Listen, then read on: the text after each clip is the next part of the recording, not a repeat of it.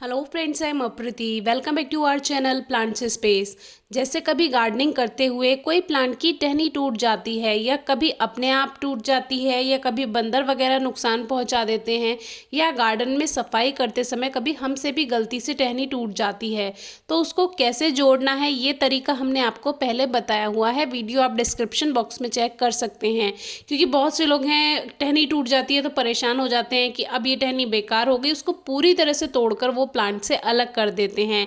लेकिन अगर वो टहनी थोड़ी भी प्लांट से जुड़ी हुई है तो उसको फिर से ठीक किया जा सकता है। वीडियो आप जरूर चेक कीजिए। अब दूसरा पॉइंट ये है कि कभी कभी हम प्लांट को सहारा देने के लिए, सपोर्ट देने के लिए स्टिक को प्लांट से बांध देते हैं। उसके लिए हम धागे का यूज़ भी करते हैं। वैसे तो मैं अब कपड़े की डोरी का यूज़ करने लगी हूँ, लेकिन गार्डन में जैसे कोई पतंग वगैरह आ जाती है तो उसके साथ जो मांझा या उसका जो धागा रहता है वो रहता है, तो उसको मैं ऐसे ही नहीं फेंकती क्योंकि वो हमारे नेचर के लिए ख़राब है। तो उसको मैं गार्डन में बांधने के लिए इस तरह से यूज़ कर लेती थी, लेकिन इससे प्लांट को नुकसान होता है। तो अब मैं ऐसा नहीं करती हूँ। आप इस तरह से पत्तियों का यूज़ कर सकते हैं बीच में, यानी कि पहले आप पत्तियाँ रखिए, उसके बाद इस तरह का धागे से आप सपोर्ट दे सकते हैं। टहनियों को बांध सकते हैं या स्टिक को बांध सकते हैं, या पेपर उस समय आपके पास है, क्योंकि एकदम से तब मिलता नहीं है कुछ भी। तो पेपर अगर आपके पास है, पेपर लगाकर तब आप वो धागा बांध सकते हैं, अगर वो धागा थोड़ा शार्प है। लेकिन अगर आप इस तरह से बांध देंगे तो इस तरह से प्लांट को दुख होता है। ये आपको फील नहीं होगा लेकिन प्लांट को फील होगा, और ऐसा मैंने एक बार कर चुकी हूँ तो मुझे काफ़ी दुख हुआ। तो अब मैं ये नहीं करती हूँ। इससे क्या होता है, प्लांट जैसे जैसे ग्रोथ करता जाता है वैसे वैसे वो धागा उसमें धंसता जाता है और इससे प्लांट को दुख होता है। तो ये काम आप ना करें। अगर कभी भी ऐसा करना पड़े, पहले उसमें धागा, कपड़ा या कागज़ आप लगा सकते हैं। तो उससे क्या होगा, उसको एकदम से जो धागा है, जो मांझा वगैरह है, वो एकदम से प्लांट के स्किन से टच नहीं होता है, तो इस तरह का निशान नहीं पड़ता। तो ये देखकर मुझे बहुत दुख हुआ, तो मैंने सोचा अपने व्यूअर से ये टॉपिक भी शेयर करूंगी। अब दूसरा टॉपिक ये है हमारे, वैसे तो मैंने ये टॉपिक पहले शेयर किया हुआ है, लेकिन फिर भी हमारे एक व्यूअर का कमेंट आया था और हमारे प्लांट पे दोबारा से ऐसा म्यूटेशन हुआ, तो सोचा आपसे फिर से एक बार शेयर कर देते हैं।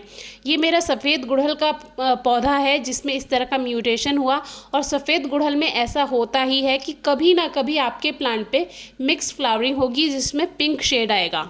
यानी कि जो प्लांट है वो तो सफ़ेद गुड़हल का है, लेकिन उसमें एक फूल ऐसा खिलेगा जिसमें कुछ पंखुड़ियाँ गुलाबी होंगी। तो ये कोई ग्राफ्टिंग का नतीजा नहीं है, ग्राफ्टिंग का रिजल्ट नहीं है, ये केवल और केवल म्यूटेशन है। और सफ़ेद गुड़हल में ये आपको देखने के लिए मिलेगा। कभी ना कभी आप ये चीज़ ज़रूर नोटिस करेंगे। जब ये प्लांट मेरे पास नहीं था तब भी मैंने ये एक जगह पर प्लांट देखा था, वहाँ पर सभी सफ़ेद फूलों के बीच में एक मिक्स पिंक एंड वाइट का शेड का फ्लावर खिला हुआ था। तो तभी से मुझे ये बात पता है। और दूसरे प्लांट्स में भी मैंने म्यूटेशन आपसे शेयर किया है, पॉपी में शेयर किया है और डायंथस में भी शेयर किया है, स्वीट विलियम में भी शेयर किया है। उसमें फूलों का रंग भी चेंज हो सकता है, उसकी शेप भी चेंज हो सकती है। तो ये म्यूटेशन कहलाता है, जिसमें पौधे के फूल में या पत्तियों में थोड़ा सा डिफरेंस आ जाता है। तो ये म्यूटेशन होता है, जो स्ट्रेस से हो सकता है, मौसम के परिवर्तन से हो सकता है, खाद की कमी या खाद की अधिकता से हो सकता है। तो ये प्लांट्स का एक नेचर होता है, म्यूटेशन कहलाता है। गुलदाउदी में भी मैंने आपको दिखाया हुआ है। तो इसका खिला हुआ फूल तो मैं वीडियो शूट नहीं कर पाई, मम्मी ने इसको पूजा में रखा था तभी मैंने इसकी ये वीडियो शूट की, लेकिन शाम तक ये बंद हो जाता है, रात तक, तो इसीलिए मैंने इसको रात में शूट किया वीडियो, मुझे याद नहीं रहा था। तो अभी आप देख सकते हैं कि एक पंखुड़ी इसमें गुलाबी है, एक सफ़ेद है, गुलाबी है, एक सफ़ेद है। तो इस तरह का म्यूटेशन फल में भी हो सकता है, फूल में भी हो सकता है, जिसमें इनके आकार में या रंग में थोड़ा बहुत बदलाव आ सकता है। हमारे व्यूअर का गार्डनिंग से रिलेटेड हर क्वेरी, क्वेश्चन का आंसर हम करते हैं। तो आपकी कोई क्वेरी है तो ज़रूर पूछेगा। Thank you.